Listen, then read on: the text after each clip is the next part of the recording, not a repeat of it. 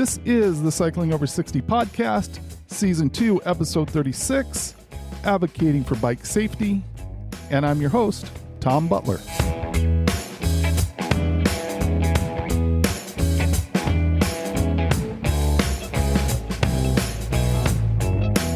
Thanks for joining me on my journey to use cycling to get and stay fit, as well as just enjoy all aspects of the bicycle.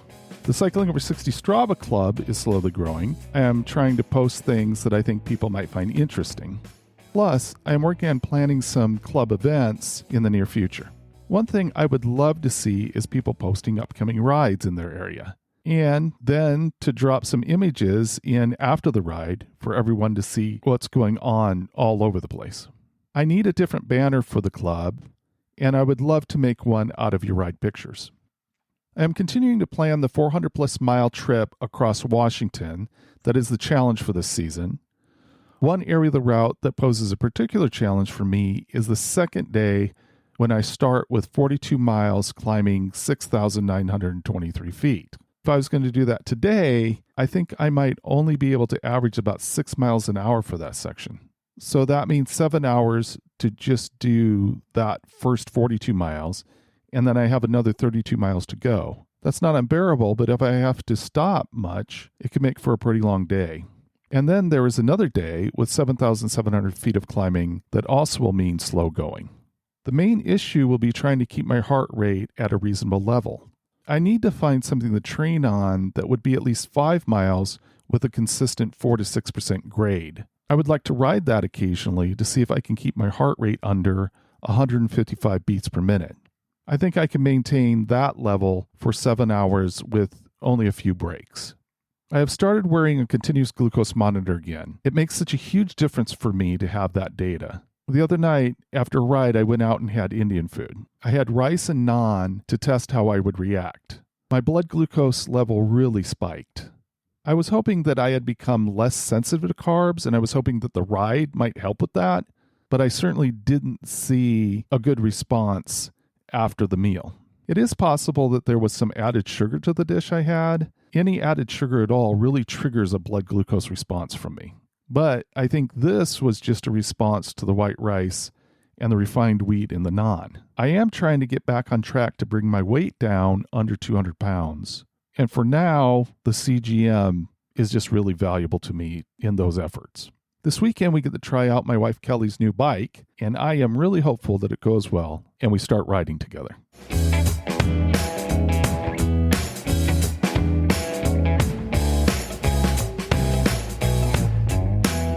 As I think I've demonstrated here on the podcast, I am very intrigued by efforts to make roads more bicycle and pedestrian friendly. I got an opportunity this week to have Tyler Vasquez, the Advocacy and Policy Manager for Cascade Bicycle Club, join me on the podcast. While the work that Tyler does is specifically focused on Seattle, I think his efforts illustrate what is going on in cities across North America. Cascade Bicycle Club is the largest statewide club in the nation, so that does mean that they have resources to advocate for cyclists that might not be available everywhere. But I think that makes it interesting to follow how a club like Cascade is working to affect change. Here is our conversation. I am joined today by someone who I feel is in a very unique position to talk about the future of cycling. Thank you, Tyler Vasquez, for joining me. Thank you for having me. I'm excited to be here. You are with Cascade Bicycle Club. Can you talk about your role there? Yes, I am the Policy and Advocacy Manager at Cascade Bike Club. And the nitty-gritty of what I do in a day is I just make sure that bikes, bike infrastructure, people riding bikes are spoken for in Seattle's infrastructure policy throughout the city. So that's my job, and I take it seriously. Nice. I think you're fairly new there. Am I right? Yes, started January 19th. So today's April 3rd. And 3 months in, more or less, hit the ground running. And I couldn't say that I have ever had a better boss, a better team, and a better organization to sort of wear across my chest. So I'm excited to be here. That's cool. Well, I think cyclists in general are just better people. That's a really biased thing to say, but I do like everybody that I've met at Cascade Bicycle Club a lot. So congratulations on getting that position, and thank you so much for what you do. Thank you. Thank you. Can you talk about your relationship to cycling as you were growing up?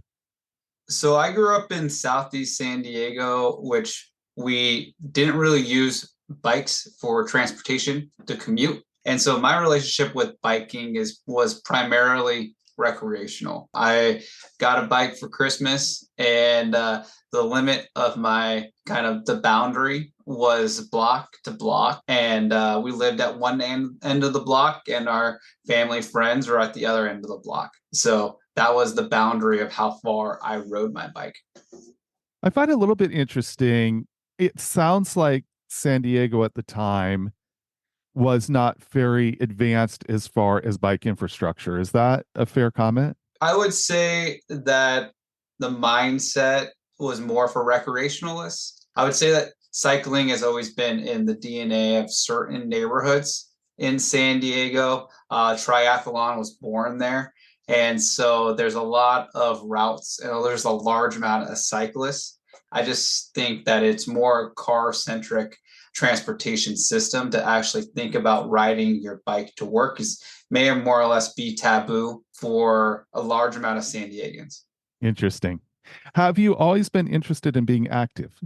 Yeah, I would say several of the pictures on my parents' walls involve me either rollerblading, playing a ball sports, football, basketball, baseball, being outside. My sister and I always played. So that was a central piece of our childhood. And we always were active. My mom and dad always shuttled us from baseball game to baseball game to football game to basketball games. That was our average weekend, and not just in San Diego, but throughout the West Coast. And that continued on in college, I believe. I read something that sounded like you were involved with activities at University of Redlands where you went. Yeah, so throughout my college experience, I was the intramural coordinator. So I was that student representative that spoke for sports that weren't for other people that needed to be active. That former high school athlete, one that wanted to play water polo or play kickball. I was that person that organized all of those sports. And you say like cycling now is a part of my DNA, but intramurals was one of the identities or the hats that I wore throughout my University of Redlands days. And I represented several organizations. One of my like prides and joy was basically working with the executive board, the board of trustees, to fund a specific intramural field for our intramurals to have students do alternative activities other than partying or shifting things away from that central sometimes drinking culture. I was adamant we need an alternative. Similar to what I do is thinking about alternative modes to transportation. I feel like it's a similar mindset of what I used in college to basically get more people on board to fund a intramural field or infrastructure for intramurals. I'm doing something similar in Seattle. It's basically having people think outside of the box for bicycles and fund bicycle infrastructure and making sure that it's part of the DNA of Seattle and the right of way that we have on the road. I love that concept of making it a part of the DNA of Seattle. Yeah. I'm thinking there's a lot of moving parts when it comes to working with transportation in Seattle.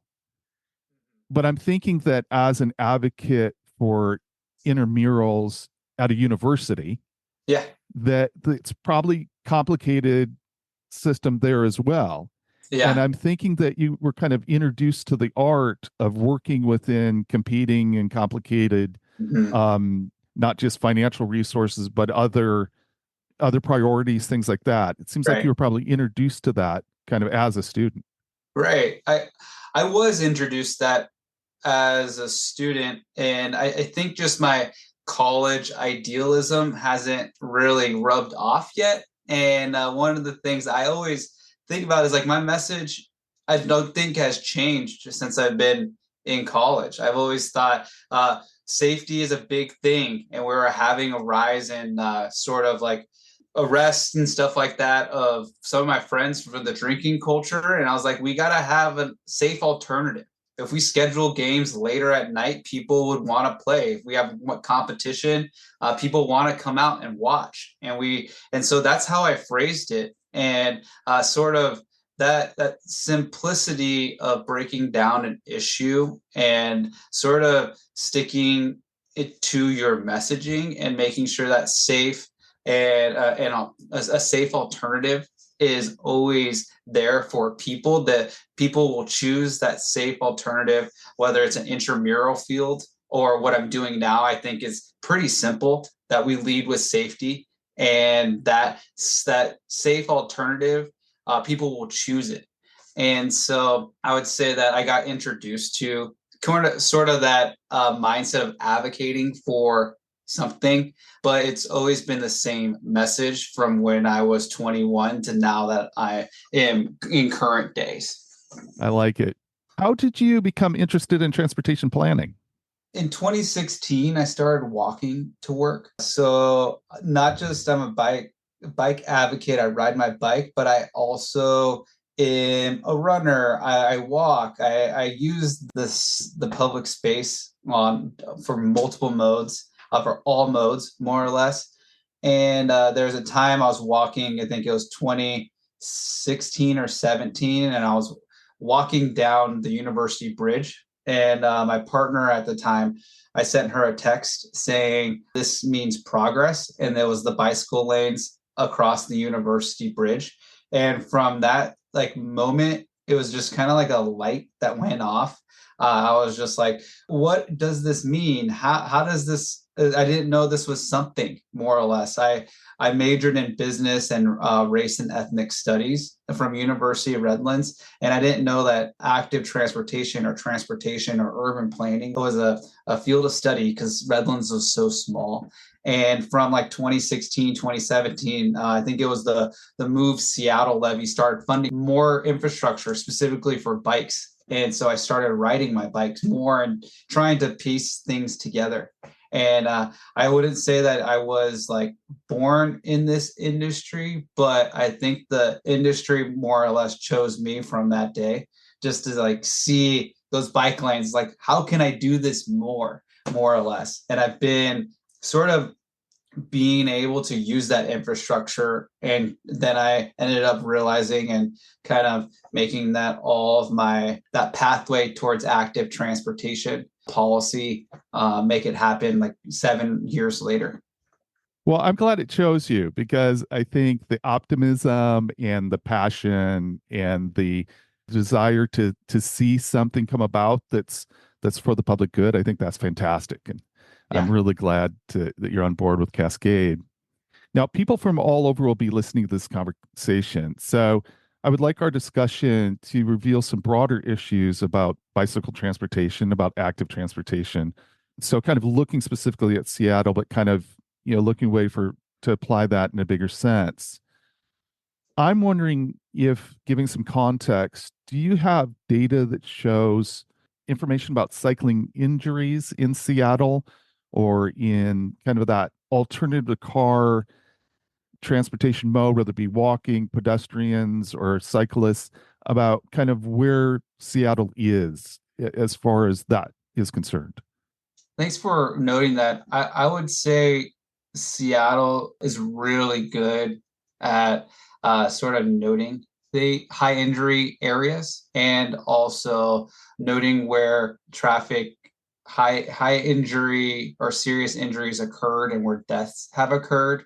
I would say that study and the sample size in the years needs to get broader. So some of the things are only 5-year statistics, but Cascade's been around for 50 years. And so seeing what is within that 50 years or even 20 years that we've been doing our work, how have we lived up to our mission? And I know generally compared to other cities and the stats and the data that we pull and pay attention to, I would say Seattle sort of is on the cutting edge of like spending public funds to understand and resource data on injuries. I would say that like we were attempting to weave it into our DNA, and that the aspects of Vision Zero, they're trying to realize what is the actuality of that, what is the feasibility of Vision Zero.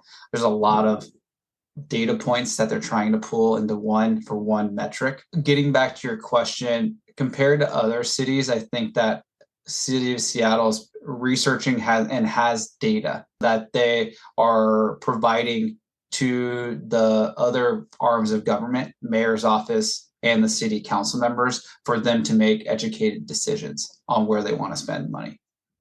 Is there a project at University of Washington that kind of looks at that as well?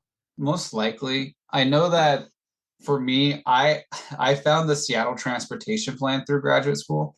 So I was a graduate. My capstone at the Evans School of Public Policy was with SDOT, and we were mapping some sort of data that worked with injuries, the networks, and we were also working with the demographer from OPCD. I do know there's a specific freight lab that I don't know their specifics of how where the injury network is, but there also is a mass advocate area of UW that is working on issues of this sort, working in wearing different hats. But I don't have the specifics on that. Gotcha. I'm wondering if there is a core concept when developing a strategy to improve safety.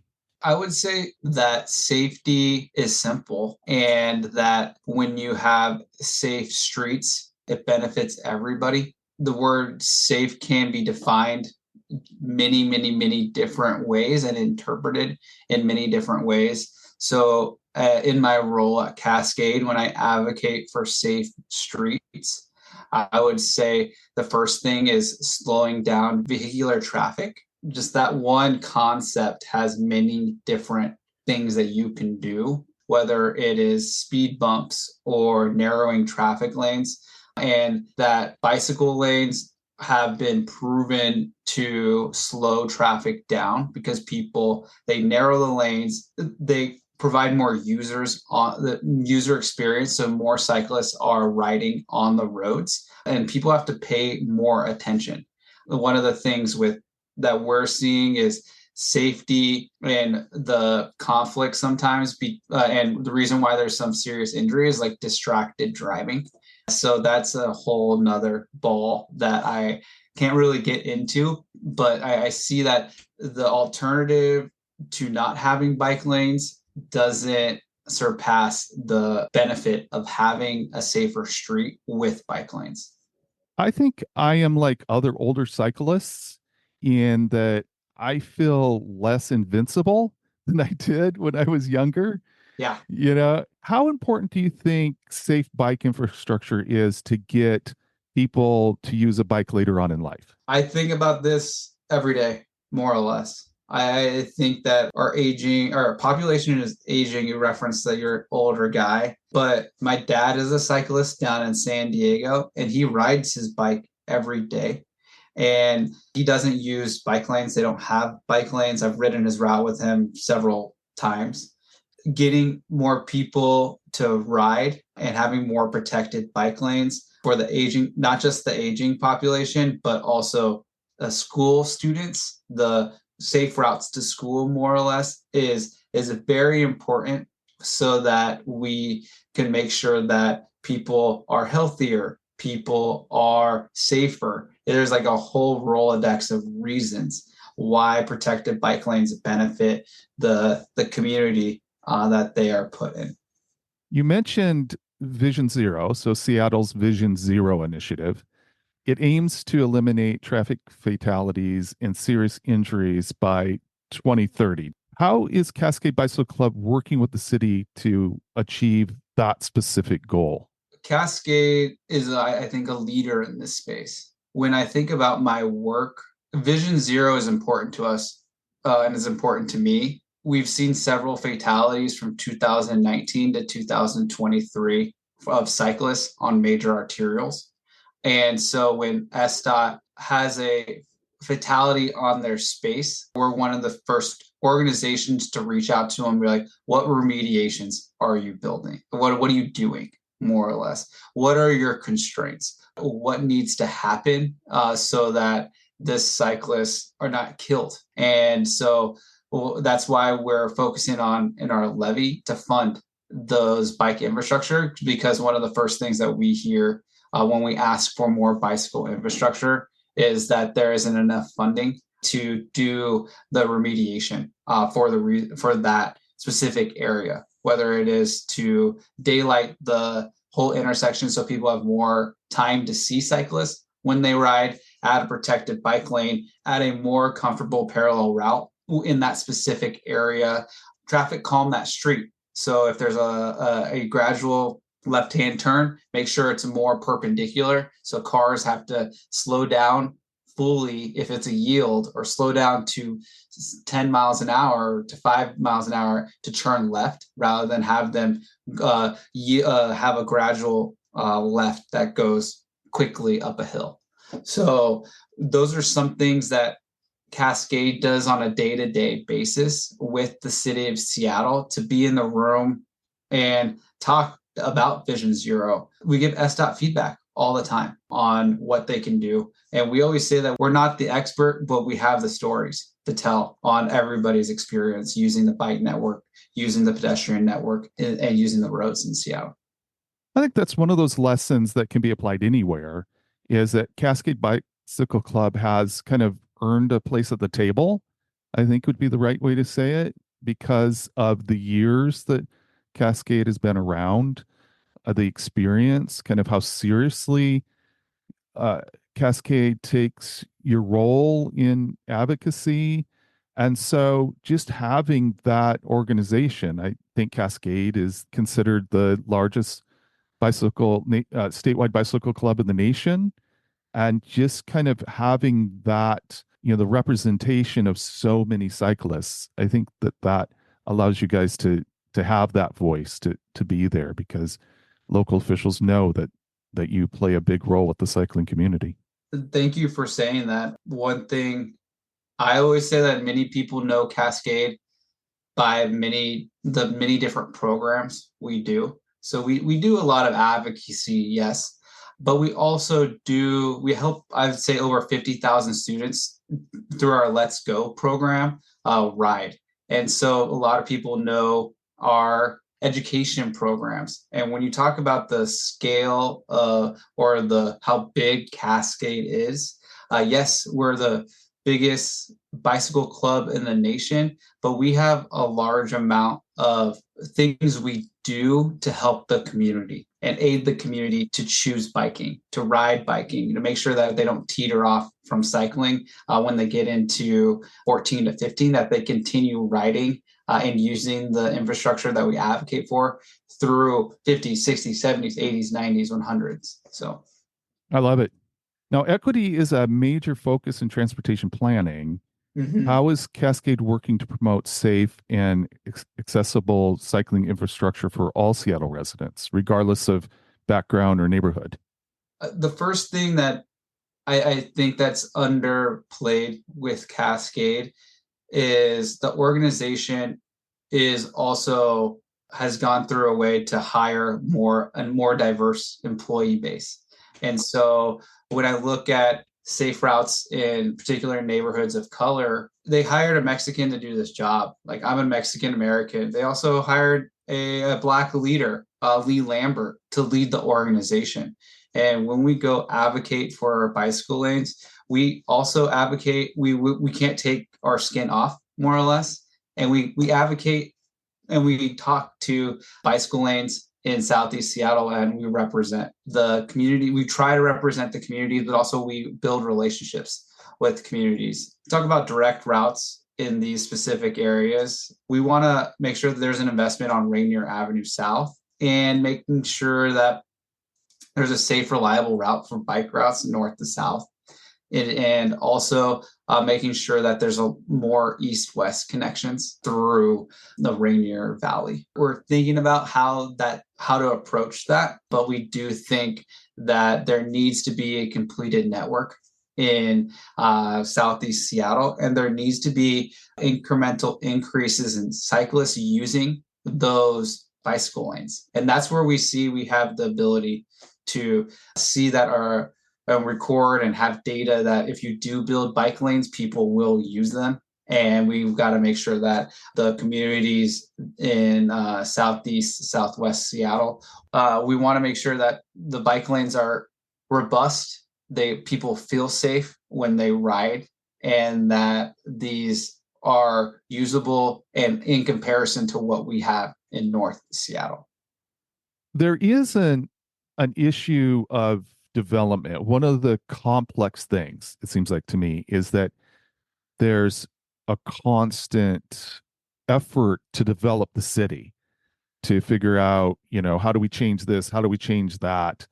Not long ago, they tore down a big overpass and opened that up, which is a massive change for the city.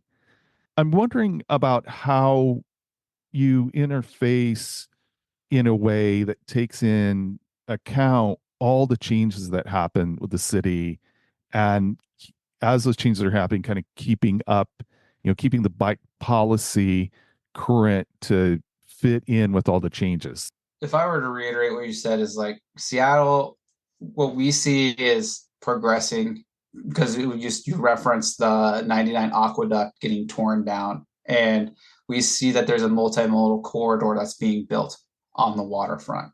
And when we think about progress in the transportation realm, we see that it's multiple partners and multiple people are wearing different hats and roles. And so us as advocates, we believe that the transportation system should follow what the public wants, and that through several different channels, the SDOT has gathered data from the Seattle Transportation Plan, a 20-year vision of what the transportation system has. So Cascade has been involved in advocating for what the vision of Seattle is going to look like.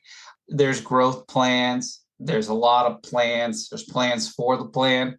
And we spend a lot of our time giving feedback and and working with other advocates and listening to what are they saying, what do they foresee, and making sure that we understand their issues and they understand our issues, and we work together collaboratively to make this vision of Seattle's multimodal network, active transportation come to fruition. Do you feel like you have really good data that shows, or is there good data nationwide, not just locally, but is there good data that shows that people are becoming less car centric as far as getting around?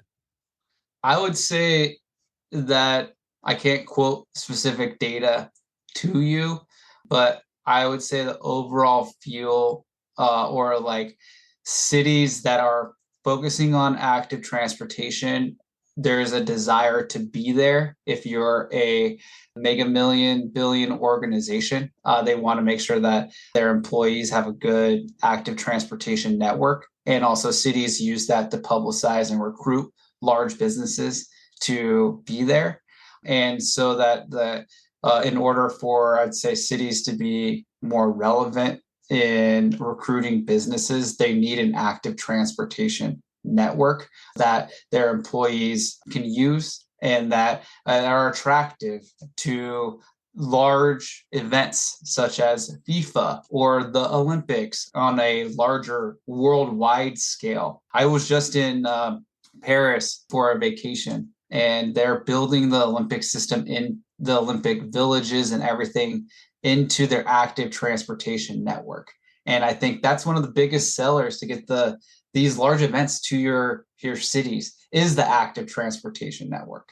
And so I think that that's something that can't be looked over, is the value add to the city.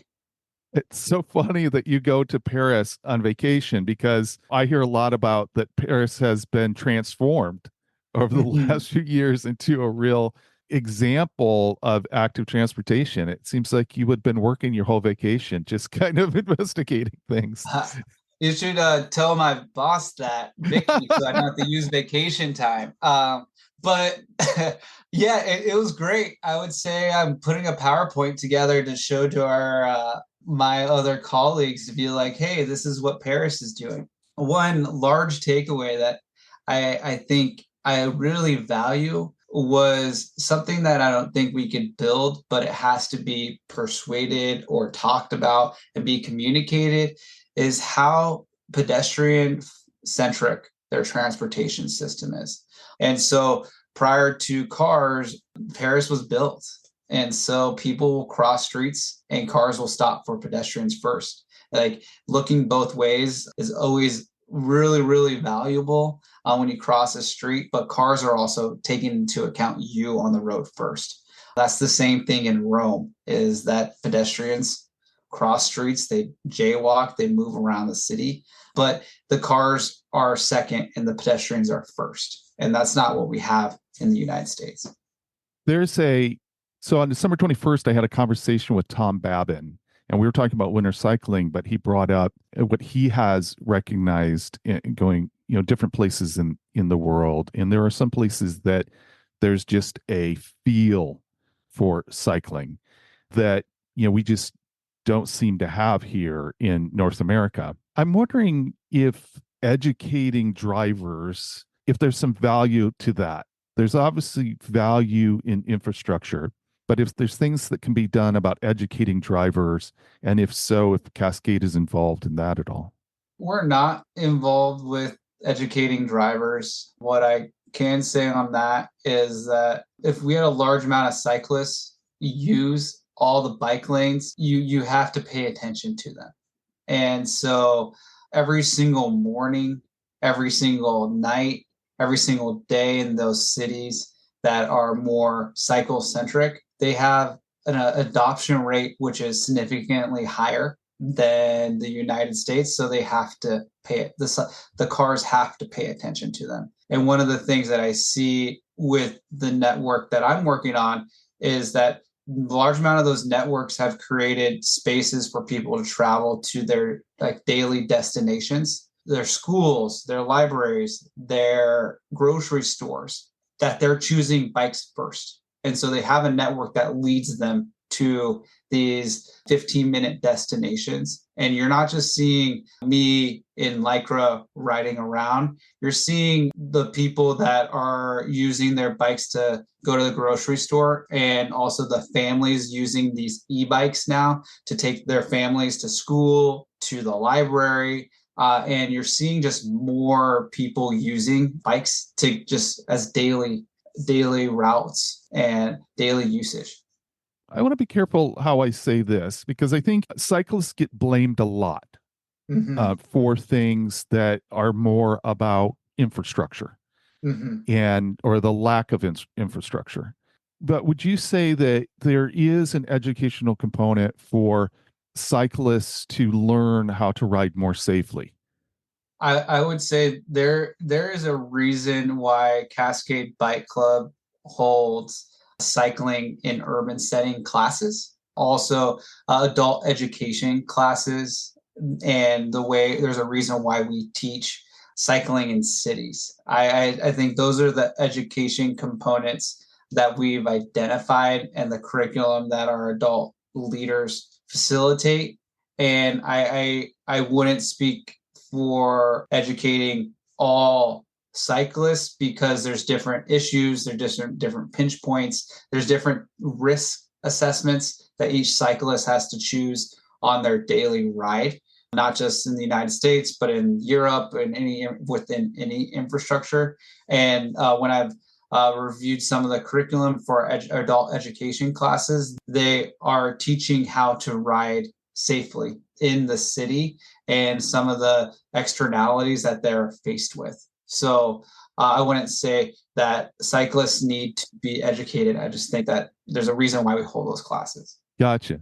There is the Let's Go program that you mentioned, and I believe that's a statewide initiative that Cascade manages, oversees, whatever the right term is for that. Can you talk about that Let's Go program a little bit? I may not be the best person because it is a large program. Our education department is I think moving mountains right now when it comes to educating the youth on cycling, specifically in schools and after schools. And so the Let's Go program, I think, as we referenced earlier in this interview, the we're weaving cycling into the DNA of all Washingtonians, and that the program itself is vital for youth development. And it's also, we're seeing that bikes are used as a tool of liberation for people to go from point A to point B. And that the general consensus that I feel and was used in one of our managers of the program told me that the PE classes that they're hosting the Let's Go program in, that one of the PE teachers referenced that was the best after school program they have ever led. Nice. And so we're seeing after a year and 3 months now, the benefits of helping out over 50,000 students. Looking ahead, what are some of Cascade's biggest priorities when it comes to shaping Seattle's future bike policy? Great question. This is my day to day. What I do, the move Seattle Transportation Levy, by the time this is published, will came out to the public. And we are making sure that bikes are spoken for and the bike program is funded and well funded for the next 8 years. So the transportation levy is the primary funding source for all of Seattle's bike network. And we are making sure that the Cascade Bicycle Club is advocating for more bike infrastructure and a good funding source to build off of for the next 8 years. And additionally, I have several priority projects that I am focusing on. I would say like the Alaska Way protected bike lane is coming to bid soon. We want to make sure that that comes to fruition and is built. And while it was built, we want to make sure that that whole waterfront is connected from the Elliott Bay Trail to the Alaska Way to the waterfront to now the newly, as of yesterday, I think they're breaking ground, the East Marginal Way connection. So Seattle is going to experiencing over 10 miles of protected bike lane just on the waterfront, and making sure all that comes to fruition. That is an easy, comfortable, safe ride for not just cyclists, for tourists using Lime bikes, and to make sure that it's an asset. Additionally, I am advocating for more protected bike lanes in South Seattle, where we want to make sure that people that bike in South Seattle tell their story so that I can listen to it more. Where do they want bike lanes? How do they want them built?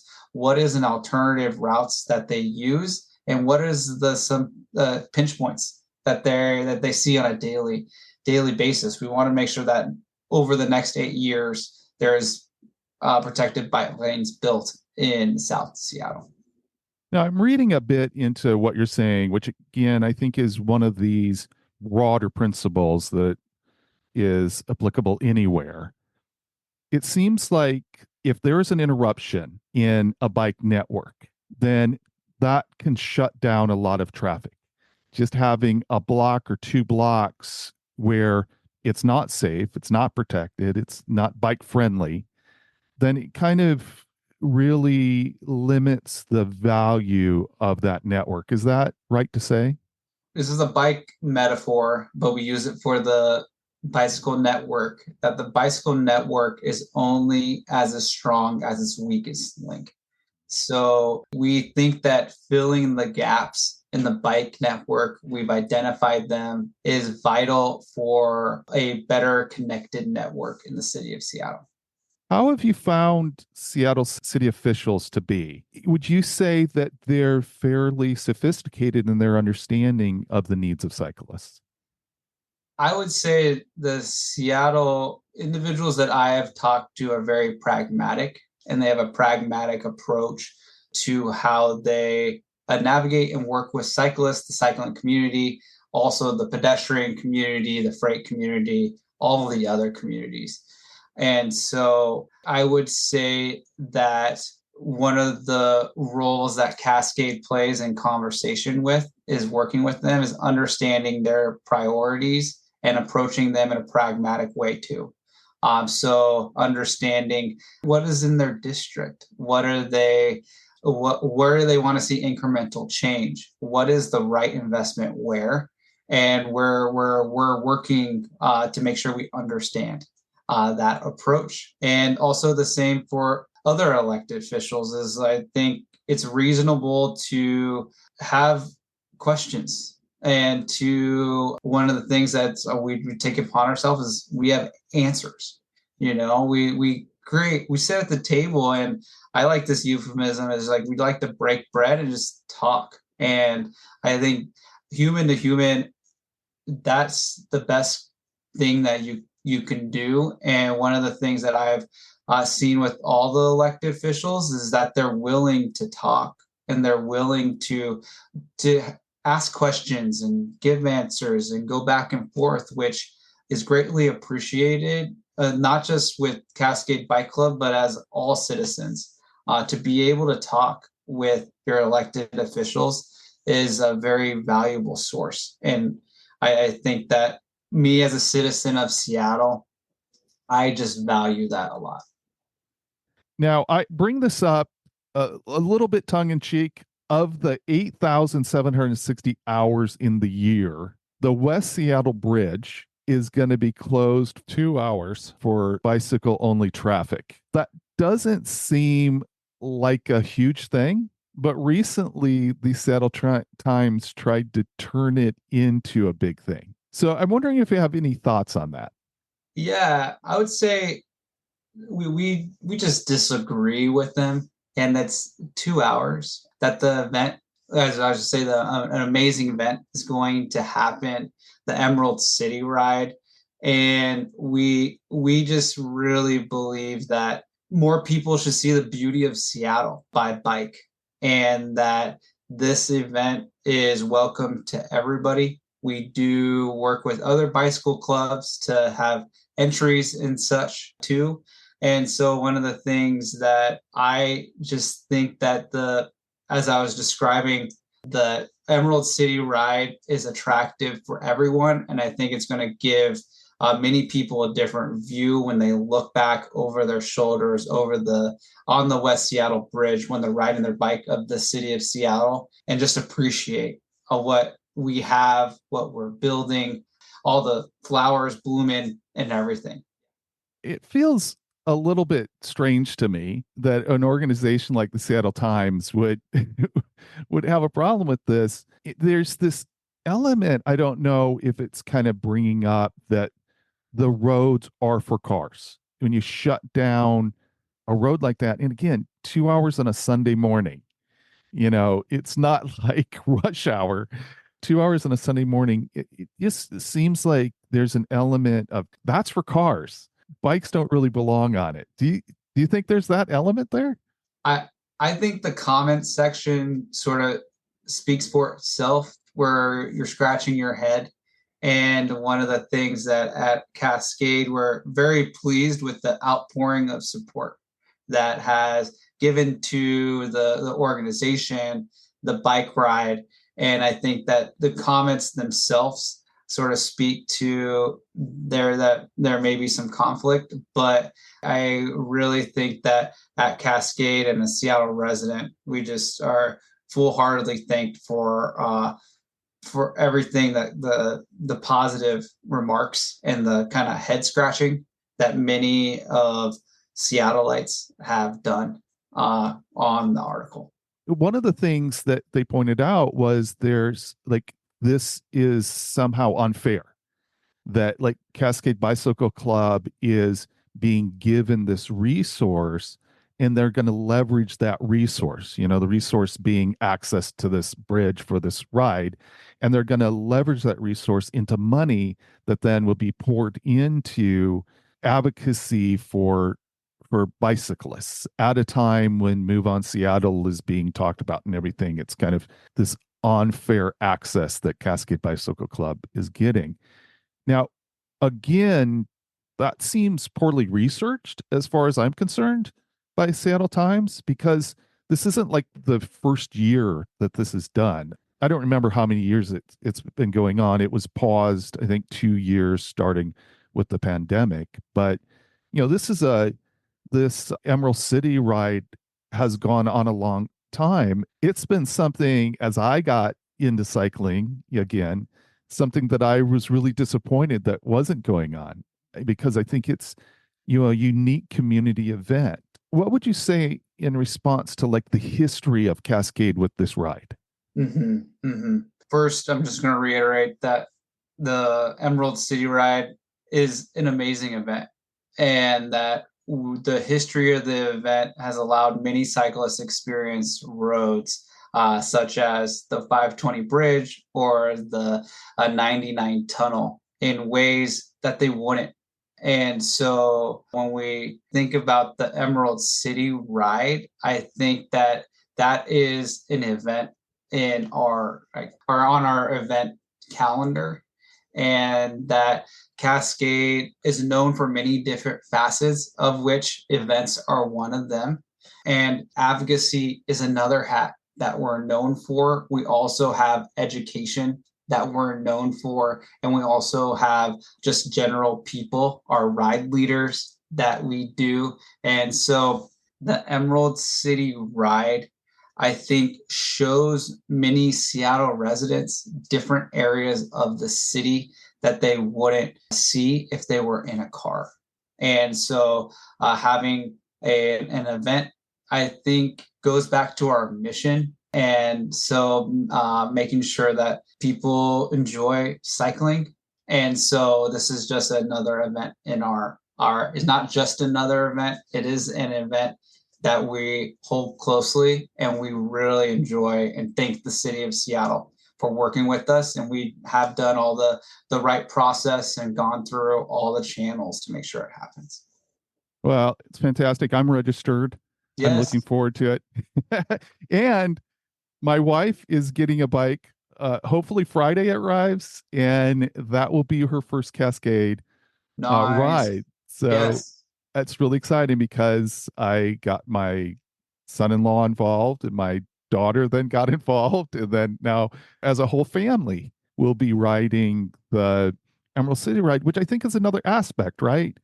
I mean, Yeah, just getting the whole family out and having the experience on bikes, I think is awesome. that's the approach, I think, with all our rides, not just the Emerald City ride.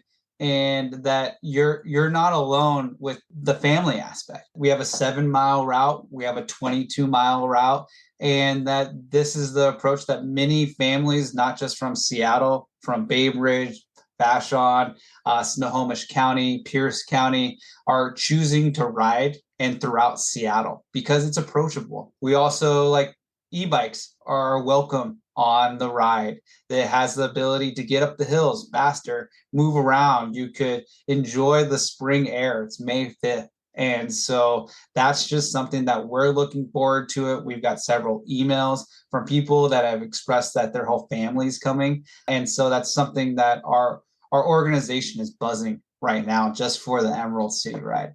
That's so cool. And if you are not from the Seattle area, it is a unique time to come and see Seattle. May 5th, there's still some time to book some plane tickets or whatever. It's you get to see the area in a different way doing it. It's one of those things when I talked about applying what goes on in Seattle to maybe other areas. I think that this kind of experiencing the city in a different way. I talked to someone a while ago, and they brought up Bike the Drive, which is an event in Chicago. And there's just this element of bringing something really fun to a city Mm-hmm. when you shut down these places that are normally too dangerous to ride your bike on, and just let bikes take over. It breathes something, I think, unique into a city. That's true. That's true. Right. Myself, as a triathlete person that's done a lot of races, and I know that a lot of my vacation is used on trying to attend other cities and other races. And I think that it's a value add. And when you have a city that is so beautiful as Seattle, any tool in the toolbox, whether it is the Seattle Mariners or the FIFA World Cup or the Emerald City Bike Ride, is a value add to every single value that our city has and how we're building upon a one Seattle in for the rest of the future. For sure. How would somebody get involved if they are passionate about cycling, passionate about safe streets, and they want to get involved in advocacy efforts? How would they do that through Cascade? Yeah, so cascade.org is our website, and we have an advocacy page. You can also email policy@cascade.org, and those it reaches all of our policy team. We do statewide initiatives too. We do City of Seattle initiatives, and also we just generally like educating the public on bike infrastructure. So our advocacy team is building, and our department is changing. It's advocacy and community, which I think is just great for our organization because we're being able to connect our adult classes. I'm going to step in and talk to what we're doing, and I work closely with our adult education component of our organization.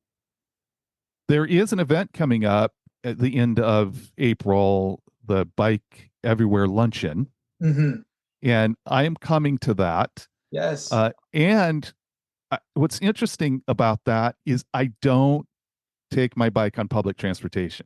And so I am going to be loading my bike on a bus and taking it to a train and loading it on a train and coming into Seattle so that I can. I think you have to bike to a Bike Anywhere luncheon. So I'm looking forward to that experience and doing that, really kind of using public transportation that way for the first time.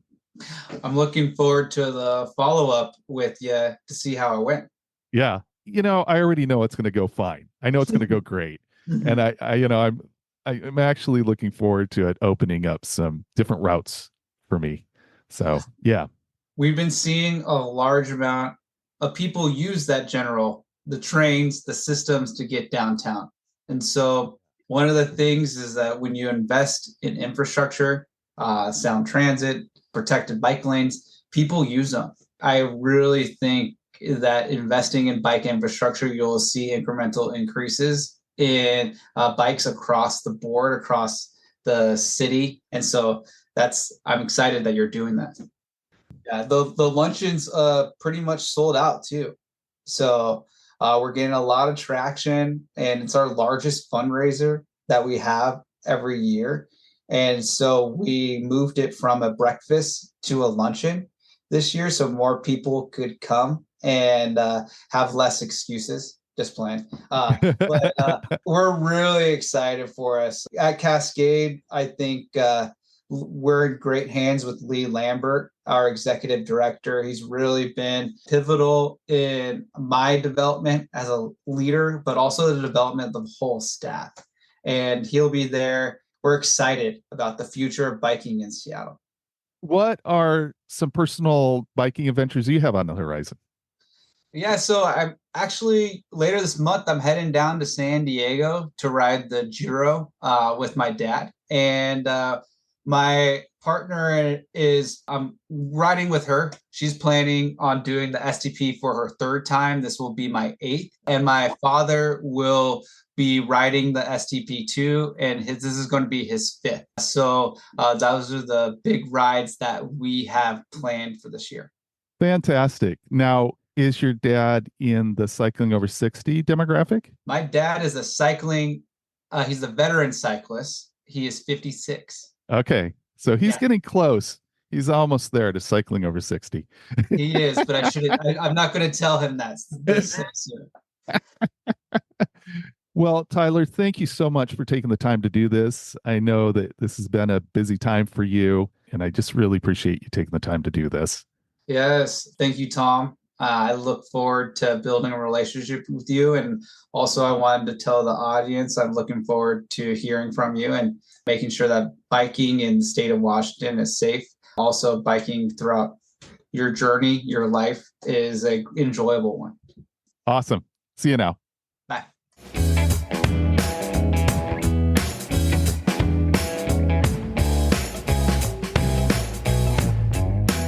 There's a ton of stuff in this conversation that I would like to get deeper into, but I'm going to keep my comments brief. First off, Tyler seems like the exact person that I would like to have sitting across the table from a city leader and helping them see the value of investing in bike infrastructure. I love the fact that he described leaders as, quote, pragmatic. I think that is exactly the way to frame a discussion where financial resources are not limitless. I also like that he sees it as breaking bread together. Maybe one of the most valuable things that Tyler said was in response to my question about educating drivers. The best education comes from cyclists getting out and using the existing safe infrastructure. That does more to help drivers see that bikes belong on the road as anything else. And it creates opportunities for drivers to become more aware that they need to be aware. I hope wherever you are that you are seeing efforts to improve the safety of the places you ride. Please let me know what you are seeing in your area. You can find my email and the show Instagram in the show notes. And of course, we now have a perfect place to get discussions going in the Cycling Over 60 Strava Club. Whether you are cycling in a bustling city or on a quiet country road, I hope your cycling adventures are a blast and also safe. And remember, age is just a gear change.